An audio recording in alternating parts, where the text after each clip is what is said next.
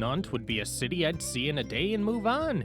Instead, 3 days later, it became one of the most surprising places I've visited in France. Between giant mechanical animals, historic streets, and neighborhoods I almost missed, Nantes kept proving my first impression wrong.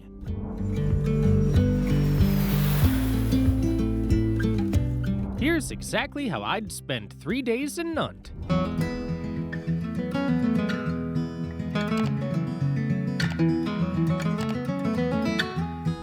Day 1.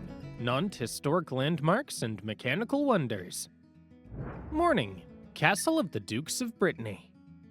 Nantes has a massive reputation for being a quirky, art-fueled city packed with mechanical animals. But to understand how this place ticks, you have to start at the Castle of the Dukes of Brittany.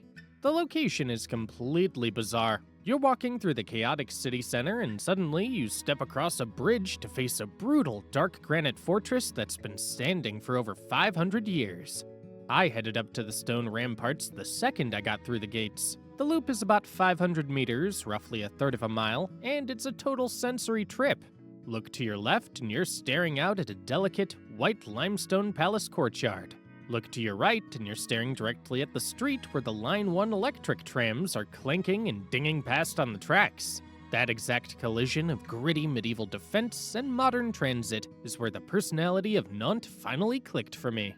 If you want to go inside the rooms, it costs $9.80 to enter the History Museum. Be prepared for an architectural shock. They didn't recreate old-school medieval banquet halls. Instead, they dropped a contemporary dark multimedia museum with steel stairs right inside the ancient shell. It's a labyrinth too. The layout winds through over 30 rooms, and I got turned around twice trying to follow the timeline. The real gut punch happens when you hit the exhibits detailing the maritime history. Nantes was France's busiest slave trading port, and the museum doesn't hide from that reality. Standing in those rooms, looking at the actual clinical cargo logs and ship manifests listing human beings as merchandise, the air feels heavy. It's a massive vibe shift from the sunny courtyard outside, but it's the most vital thing to experience here. By the time I walked back out onto the uneven cobblestone, my feet were completely aching from the rough stone, so I wore thin sneakers and paid the price for it. Put on shoes with thick soles before you come here, because those original rocks will absolutely wreck your ankles. Insider tip. Don't queue up at the ticket office if you're short on time. Access to the massive moat gardens, the inner courtyard, and the entire 500-meter walk along the top of the walls is totally free. Walk straight past the crowds, climb the stairs to the ramparts, and enjoy the views without spending a single cent. Late morning. Lune Tower. Right across the canal from the castle moat, you can't miss this bizarre, hyper-decorative tower that looks like a giant, gold-fringed wedding cake. This is the Lune Tower, the last standing piece of a 19th century factory that invented France's most iconic butter biscuit. While the rest of the factory was destroyed in World War II, the city turned the surviving industrial shell into an edgy, concrete-floored cultural venue called Le Lieu Unique. I only stopped by to see the exterior, and it's absolutely worth the 5-minute detour just to look at it from the street. The visual is totally surreal. This ornate pastel pink and gold leaf dome that belongs on a vintage biscuit tin, physically attached to a massive, raw, industrial concrete warehouse right on the canal bank. If you want to actually go inside and climb the stairs, you have to plan your day around some notoriously tricky operating hours. The tower doors don't open until 2 p.m., and they stay completely locked on Mondays and Tuesdays. On weekends, the window's even tighter, often only opening for a few hours in the afternoon. When the doors are open, it costs $3 to tackle the steps. The climb leads to a viewing platform at the peak featuring a wild mechanical contraption called a Gitorama under the dome.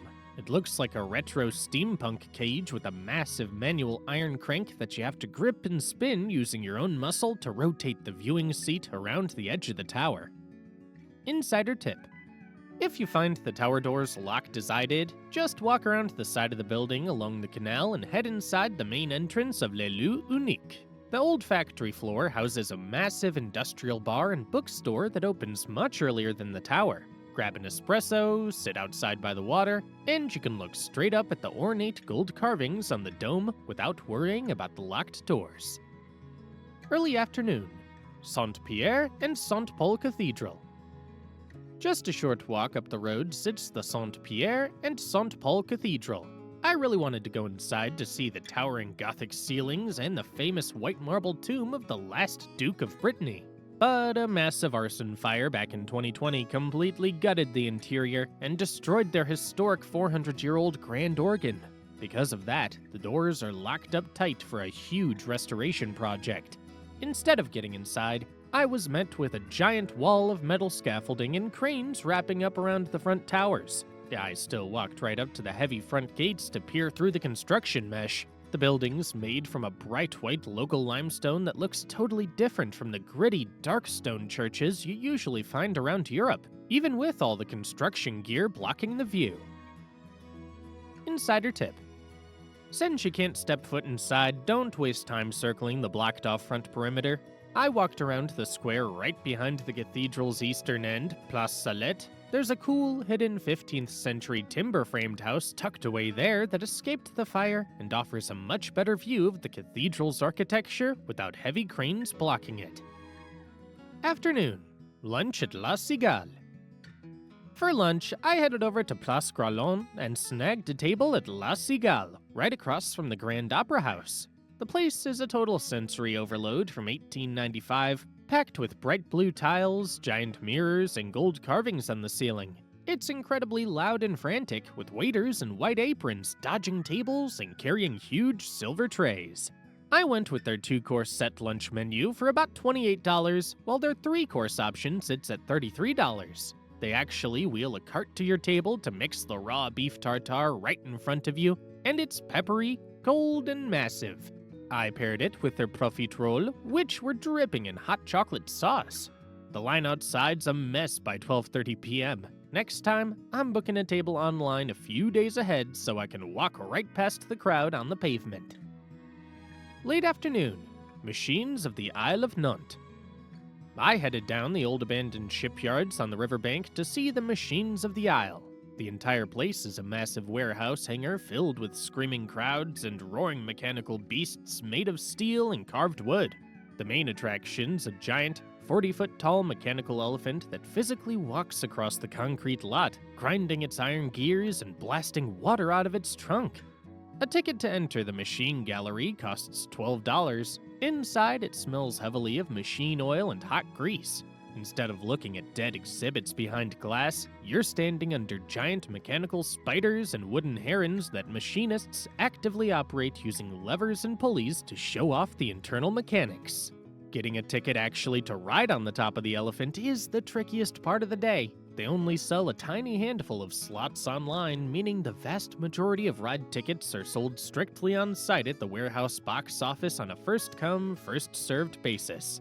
Because the afternoon lines get incredibly chaotic, the only reliable way to get a seat on the back is to show up at the gate first thing in the morning when the box office opens. Early evening. Marine World Carousel. Just a short walk across the shipyard concrete sits the Marine World Carousel. This thing is less of a traditional carnival ride and more like a massive 3-story iron sculpture rising straight out of the old industrial docks. A ticket costs $12 and it divides the ocean into 3 vertical levels. The bottom floor is the seabed, the middle is the deep abyss, and the top is the ocean surface. Instead of horses, the platforms are packed with giant, terrifying mechanical sea monsters like motorized squids, massive crabs with snapping claws, and giant deep-sea fish made of iron and wood. The coolest part is you don't just sit passively on these things. Every single creature is rigged with manual levers, wheels, and pedals. Once the ride starts up, the whole room gets loud with the sound of grinding gears as everyone on board manually cranks the levers to make their monster's eyes roll, claws snap, and wings flap when the giant structure spins. Insider tip. Pay close attention to the calendar before you buy a ticket. On weekdays during the school term, the carousel runs in discovery mode, meaning you can walk around the steel walkways to look at the machinery, but nobody's allowed to actually ride the monsters. If you want to hop inside a mechanical squid and pull the levers yourself, you need to visit on a Wednesday afternoon, a weekend, or during French school holidays when the ride is fully operational. Evening. Dinner at Restaurant République. For dinner, I stayed on the island and walked over to Le Restaurant République. It's a relaxed neighborhood bistro with a hidden garden courtyard out back covered in hanging vines. The kitchen does straightforward traditional French cooking. I got their 2-course set dinner menu for $35, though you can get 3 courses for $43. I had their seared duck breast with roasted potatoes, which was thick, peppery, and swimming in a savory reduction. For dessert, I went with their warm chocolate lava cake topped with pistachio cream. They open for dinner at 7 p.m. and shut down at 10 p.m. Those courtyard tables fill up instantly with locals from the neighborhood, so log on to their site and secure a spot a few hours before you show up. Day 2. Art, Gardens, and Riverside Views. Morning. Passage Pommeret. I started the morning at Passage Pommeret, which is a 3-story luxury shopping arcade from the 1840s. It's built directly into a steep hill, so you're basically using a giant central wooden staircase to get from the lower street up to the higher shops. The whole space is bright because of the massive glass ceiling, and the balconies are packed with fancy boutiques, ornate iron railings, and dozens of stone statues. It's totally free to walk in, but it doesn't feel like a public street. It feels like a high-end mall where people slowly wander around to window shop at luxury stores or grab expensive chocolates from the ground floor boutiques.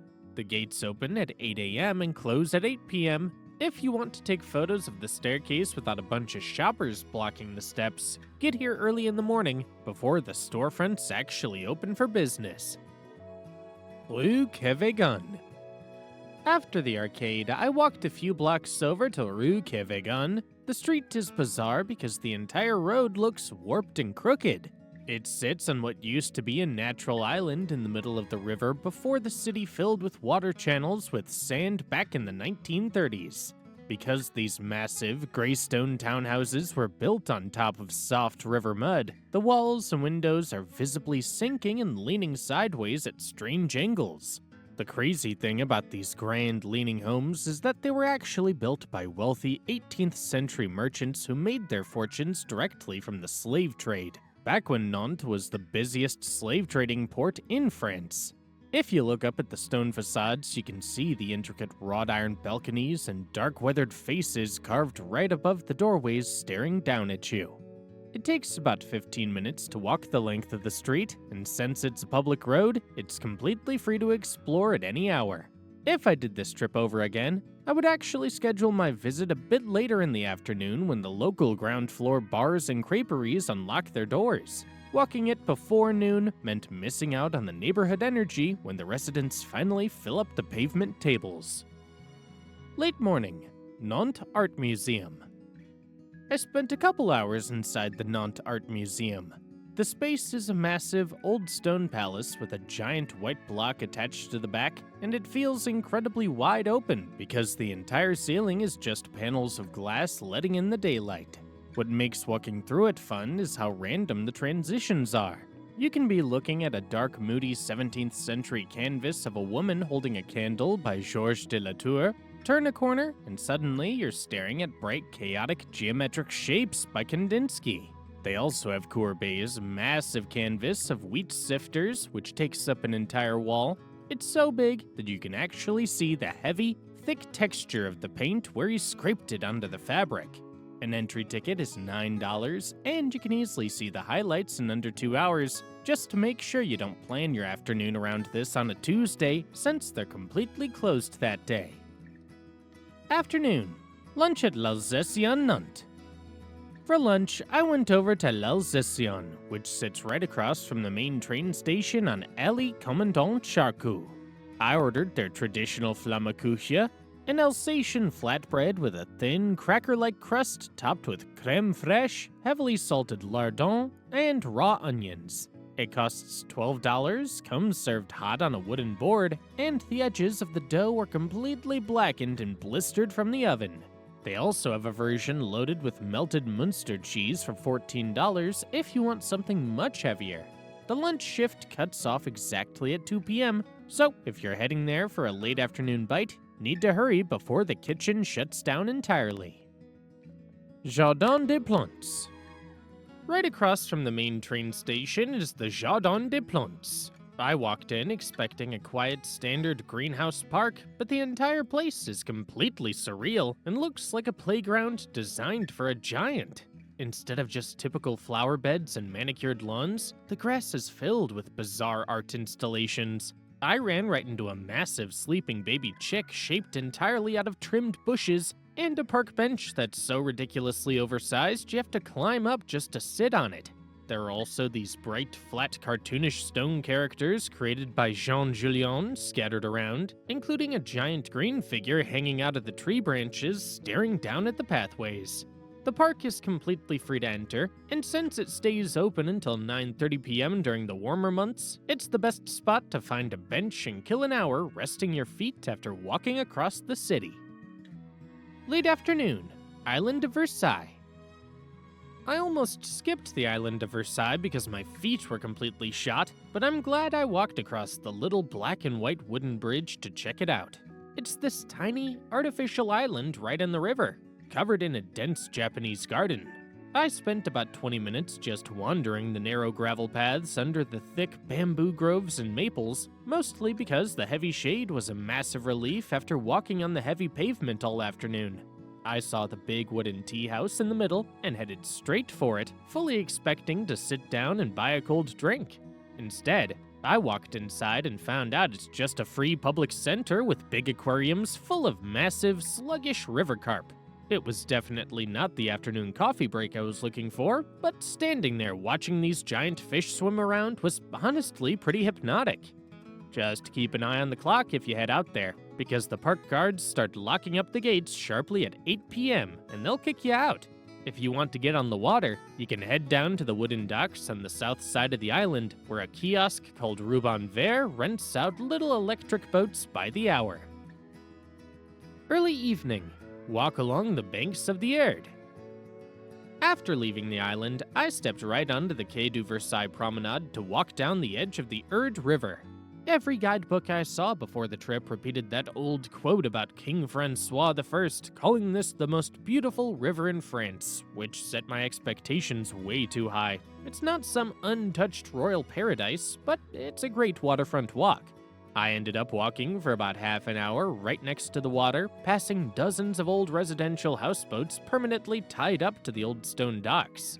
Some of them have full-on vegetable gardens and patio furniture set up on their decks. If you look across the opposite bank, you can see these massive 19th century stone mansions with giant lawns that run all the way down to the riverbank. Evening. Drinks at Lune Froide. Right where my river walk ended, I spotted this low-key neighborhood bar called Lune Froide and walked inside. The interior's pretty dark and gritty, with a classic rock and roll dive bar setup and vintage vinyl records lining the walls, but since it was a warm evening, almost everyone was hanging out outside. The bar sits right across the two-lane street from the canal, and they have a bunch of wooden tables spread out along the pavement. When those fill up, people just carry their glasses over and sit directly on the wide concrete stairs overlooking the water. I ordered a pint of local draft beer at the counter for about $6 and carried it out onto the street. They actually have bands and DJs playing inside, so you get the music bleeding out onto the sidewalk while everyone's drinking on the stone steps and watching the sun go down over the houseboats. Day 3.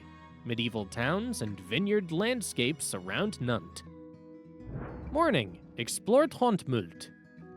The last day of my trip started with jumping on the Navibus ferry from the Gare Maritime docks, which costs less than $3 for a ticket and drops you off right across the Loire River in about 10 minutes. I went into this fully expecting a place that only looks good in heavily edited online photos, but the actual neighborhood is incredible to see in person.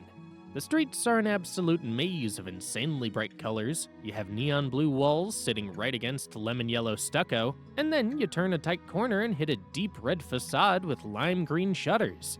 The coolest part is seeing these massive, leafy palm trees growing directly out of the pavement right between the old fisherman's cottage, which gives the whole riverbank a strange, almost tropical vibe.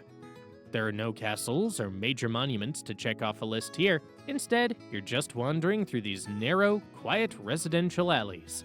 A lot of artists have moved into the old properties, so as you walk, you can constantly pass small workshops, cafes, and creative murals painted right onto the stone walls. Afternoon, lunch at La Civelle.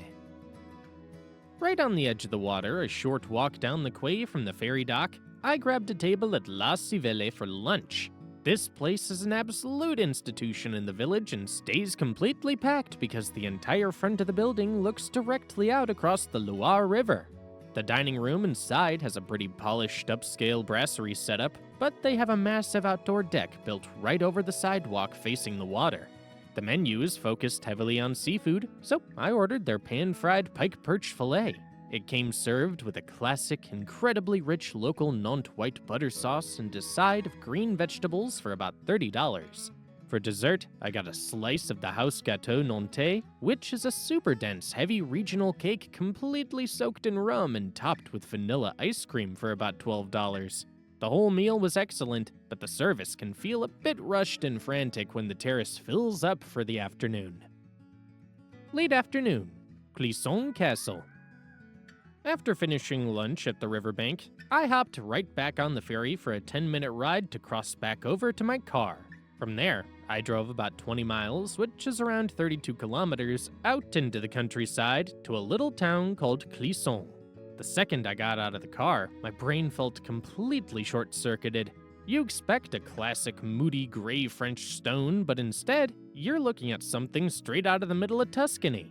The whole place is covered in warm terracotta roof tiles, red brick arches, and sun-soaked stone.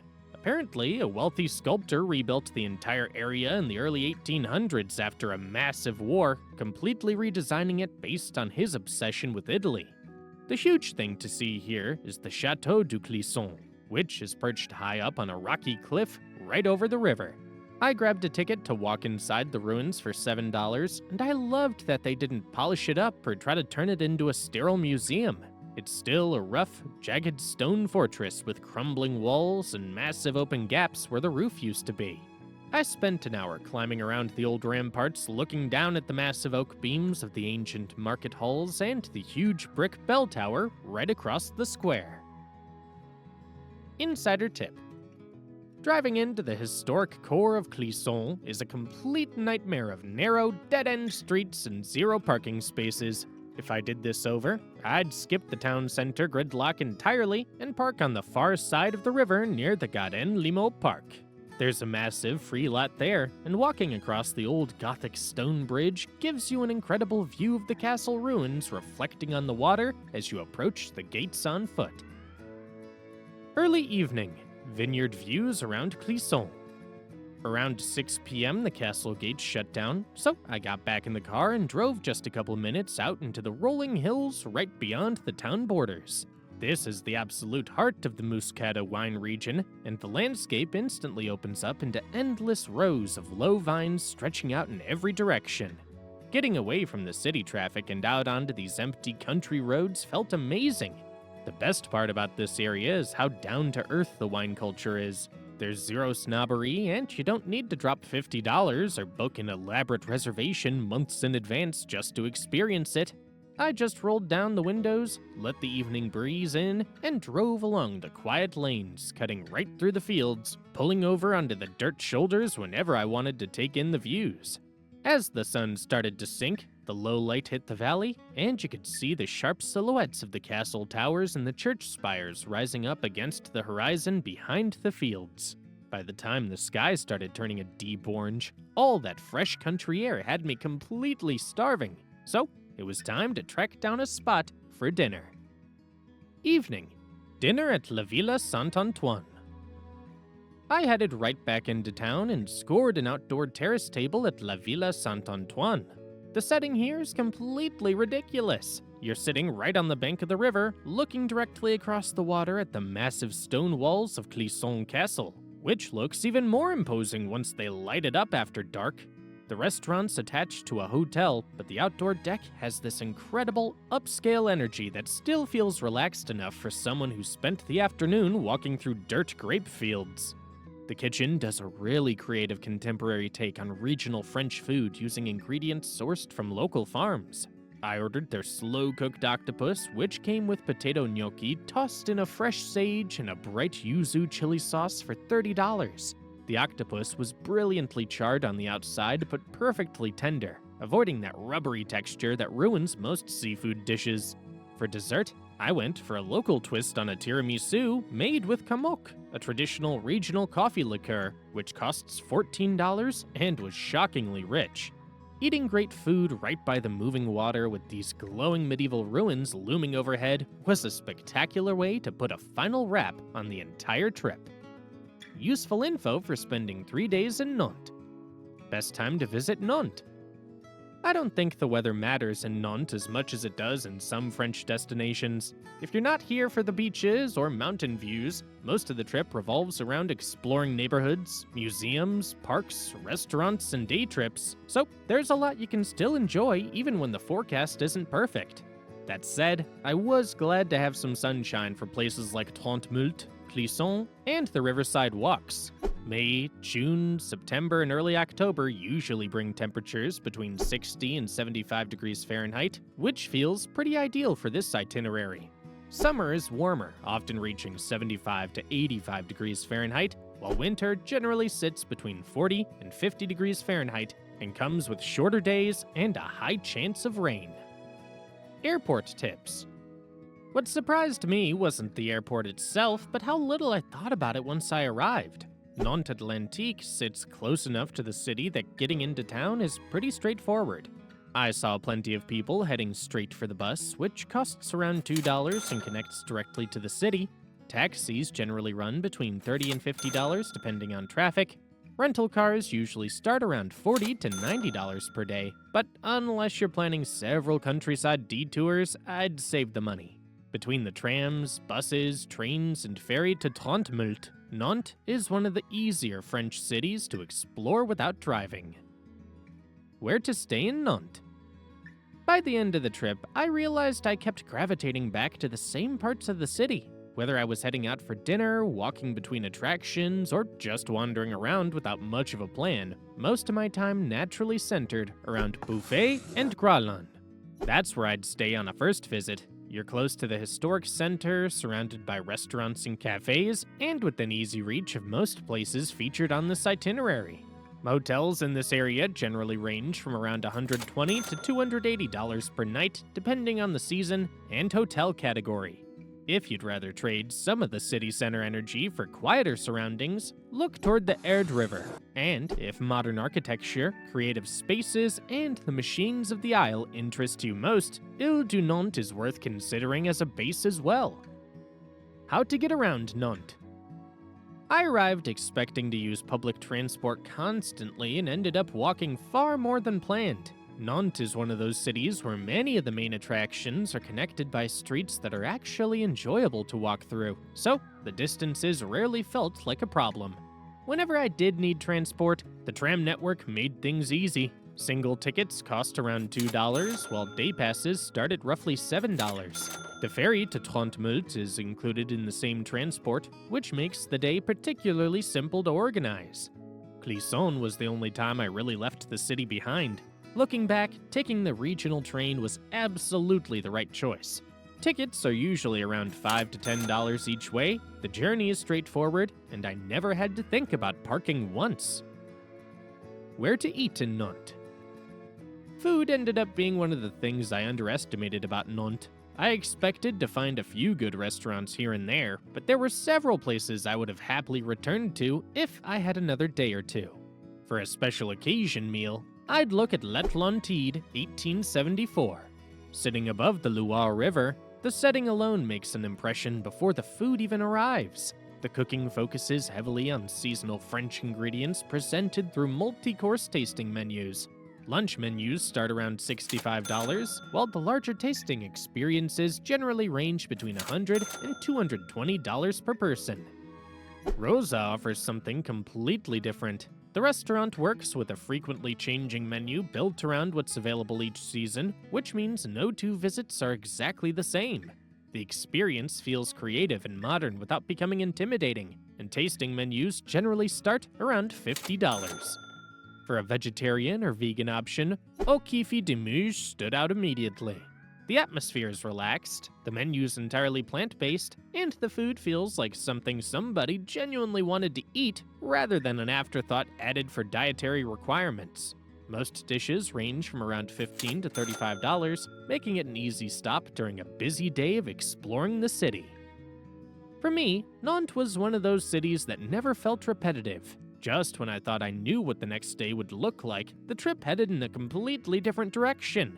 That's a big reason why 3 days worked so well here. If this guide helped you out, don't forget to like and subscribe for more travel itineraries. And if you're planning to continue exploring France, check out my Nice guide right here.